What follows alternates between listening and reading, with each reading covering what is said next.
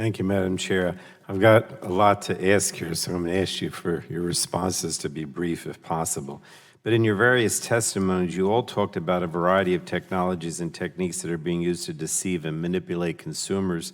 We've heard about user interfaces designed to persuade and sometimes trick people into making certain choices, deep fakes and cheap fakes that show fictional scenarios that look real, and algorithms designed to keep people's eyes locked on their screens. And we know these things are happening.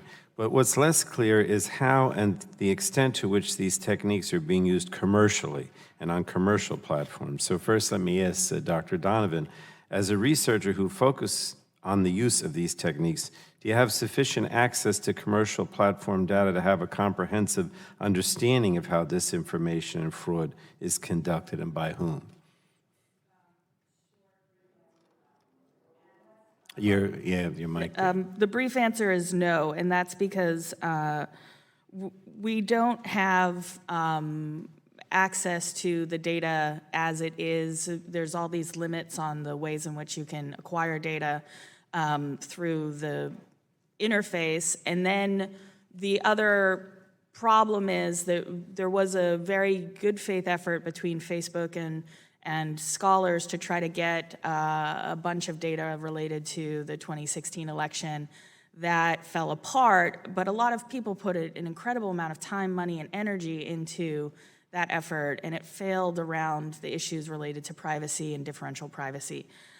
What I would love to see also happen is Twitter has started to give data related to deletions and account takedowns. We need a record of that so that when we do audit these platforms for either financial or social harms, that the deletions are also included and marked. Because even if you can act like a data scavenger and go back and get data, when things are deleted, sometimes they're just gone for good. And those pieces of information are often the most crucial. Thank you.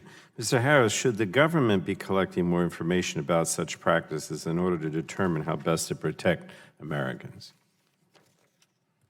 Yes, here's an example. So unlike other addictive industries, for example, addiction is part of the deception that's going on here. The tobacco industry doesn't know which users are addicted to smoking. The alcohol industry doesn't know exactly who's addicted to alcohol. But unlike that, each tech company does know exactly how many people are checking more than 100 times a day between certain ages. They know who's using it late at night. And you can imagine using existing agencies, say Department of Health and Human Services, to be able to audit Facebook on a quarterly basis and say, hey, tell us how many users are addicted between these ages. And then what are you doing next quarter to make adjustments to reduce that number? And every day, they're the ones issuing the questions, and the responsibility and the resources have to be deployed by the actor that has the most of them, which in this case would be Facebook. And there's a quarterly loop between each agency asking questions like that, forcing accountability with the companies for the areas of their existing jurisdiction. So I'm just trying to figure out, is that a way that we can scale this to meet the scope of the problem when you realize this is happening to 2.7 billion people? Thank you.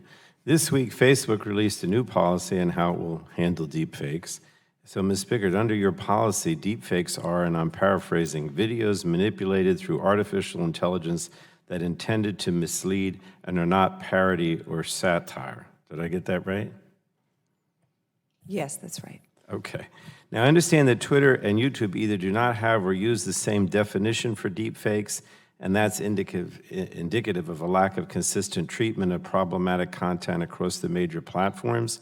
Banned hate speech or abusive behavior on one side is permitted on another. There seems to be very little consistency across the marketplace, which leaves consumers at a loss. So let me go to Dr. Donovan again. Is there a way to develop a common set of standards for these problematic practices so that consumers are not facing different policies on different websites? Your mic again. I got it. I think it's possible to create a set of policies, but you have to look at the features that are consistent across these platforms. If they do, for instance, use attention to a specific post in their algorithms to boost popularity, then we need a regulation around that, especially because bots or unmanned accounts, for lack of a better term, are often used to accelerate content and to move content across platforms. These are things that are usually purchased off-platform, and they are considered a dark market product, but you can purchase attention to an issue.